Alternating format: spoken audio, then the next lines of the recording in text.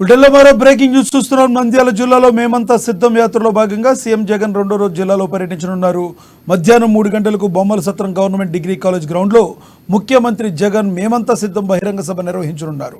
ఈ సందర్భంగా సభ ఏర్పాట్లను నంద్యాల శాసనసభ్యులు శిల్పా రవిచంద్ర కిషోర్ రెడ్డితో పాటు ఎమ్మెల్సీ ఇషాక్ బాషా, దాల్మిల్ అమీర్ వైసీపీ ముఖ్య నాయకులతో పరిశీలించారు.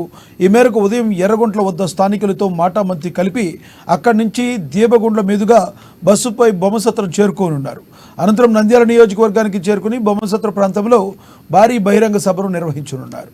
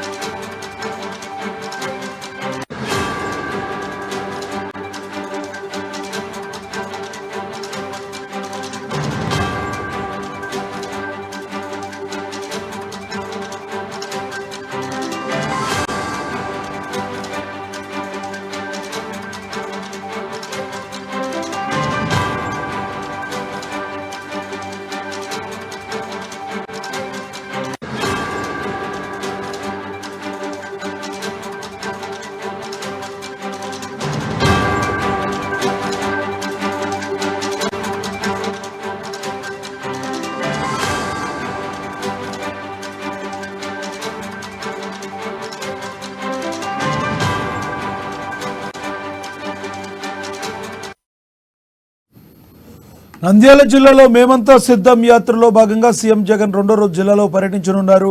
మధ్యాహ్నం 3 గంటలకు బొమ్మల సత్రం గవర్నమెంట్ డిగ్రీ కాలేజ్ గ్రౌండ్లో ముఖ్యమంత్రి జగన్ మేమంతా సిద్ధం బహిరంగ సభ నిర్వహించనున్నారు.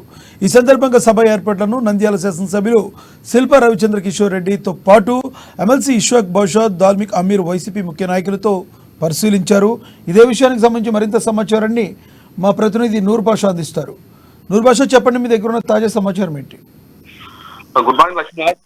అయితే రాష్ట్ర ప్రభుత్వం వైఎస్ఆర్సీపీ ముఖ్యమంత్రి జగన్మోహన్ రెడ్డి ప్రతిష్టాత్మకంగా చేపట్టినటువంటి మేమంతా సిద్ధమైనటువంటి కార్యక్రమాన్ని నిన్నటి నుండి కడప జిల్లా నుండి మొదలు పెట్టడం జరిగింది. అయితే ఈరోజు రెండవ రోజు నంద్యాల జిల్లాకు రావడం జరుగుతూ ఉంది. అయితే ప్రచారంలో భాగంగా వైఎస్ఆర్సీపీ ప్రభుత్వం చేసిన సంక్షేమ అభివృద్ధి కార్యక్రమాలను చూసి రానున్న ఎన్నికల్లో మరోసారి ఆస్వాదించాలనే ఉద్దేశంతో ఈ సభ నిర్వహించడం జరుగుతూ ఉంది. ఇదే విధంగా మనం చూసుకున్నట్టయితే ఈరోజు నంద్యాల జిల్లాకు రాబోతున్నారు. ముందేగా బస్సు యాత్ర వచ్చిన తర్వాత బొమ్మ సత్రంలోని గవర్నమెంట్ ప్రభుత్వ డిగ్రీ కళాశాలలో సభ ఏర్పాటు జరగడం జరుగుతుంది. ముఖ్యంగా ముందుగా స్థానిక నాయకులు అదే సమయంలో ప్రజలతో మాట మధ్య జరగడం జరుగుతుంది. ఆ మాట మధ్యలో ప్రజల నుండి మరింత సమాచారం సేకరించి ప్రభుత్వం నుండి ప్రజలకు ఎలాంటి ఇంకా సహకారం అందించాలా, ఇలాంటి సంక్షేమ పథకాలు అందించాలంటే ఉద్దేశంతో ప్రజల నుండి అదేవిధంగా స్థానిక నాయకులతోటి మాట మంది ఉండడం జరుగుతుంది. తర్వాత మధ్యాహ్నం 3 గంటలకు మహాసభ ఏర్పాటు చేయడం జరిగింది. ఆ మహాసభలో ప్రజలను ఉద్దేశించి ప్రభుత్వం యొక్క సంక్షేమ పథకాలు అదేవిధంగా ప్రభుత్వం నుండి వచ్చే సంక్షేమ పథకాలను ప్రజలకు వివరించడం జరుగుతుంది. అదేవిధంగా రానున్న సార్వత్రిక ఎన్నికలను దృష్టిలో ఉంచుకొని ప్రభుత్వాన్ని గెలిపించేందుకు మరింత సమాచారం అందించే విధంగా ముఖ్యమంత్రి జగన్మోహన్ రెడ్డి ప్రజలకు సమాచారం చెప్పడం జరుగుతుంది.